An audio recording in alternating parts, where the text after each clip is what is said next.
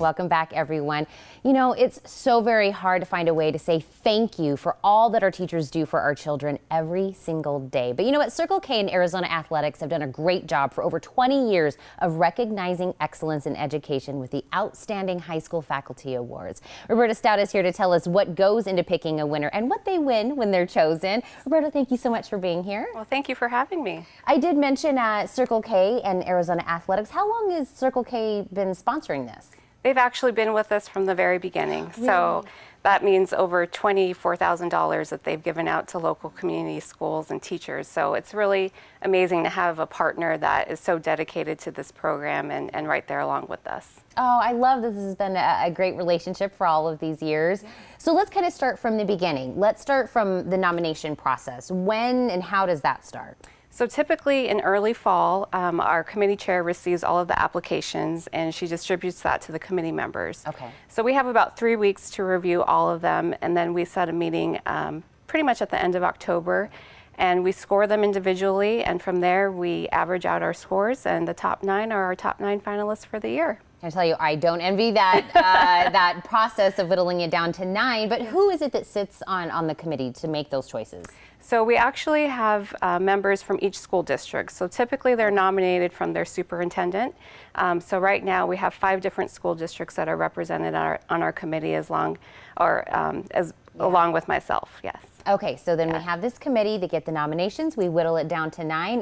Is that where we're at right now? Yes. At our 9. We're at our 9. And you guys, we have 9, and you really do like a special thing for each 9. How do we recognize each one of them? Yes, so we invite them to a home men's basketball game, and we're actually kicking that off tonight. So we'll have our first teacher. His name is Brett Darling from Cienega High School.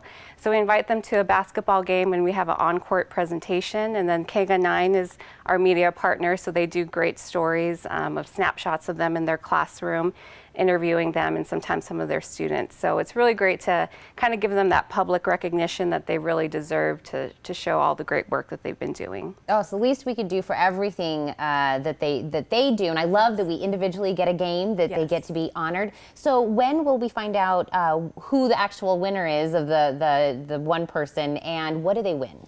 So we actually have an awards banquet. This place is taking place on Friday, March 2nd. Okay. And then that's the night before the final home men's basketball game. So the winner will get announced at the banquet, and then on Friday, March 3rd, they get a second time to be honored on court, and we actually present them with a big oversized check, which they always enjoy from Circle K. So they actually win $1,000. But this year, in addition to last, we actually had money that we were able to distribute to all finalists thanks to the College Football Foundation playoff. So they each received $1,000. So it's really neat that you know, I always felt bad a little bit that only the finalists received money. So the past 2 years, we've been able to award everyone money. So that's been really exciting to do that.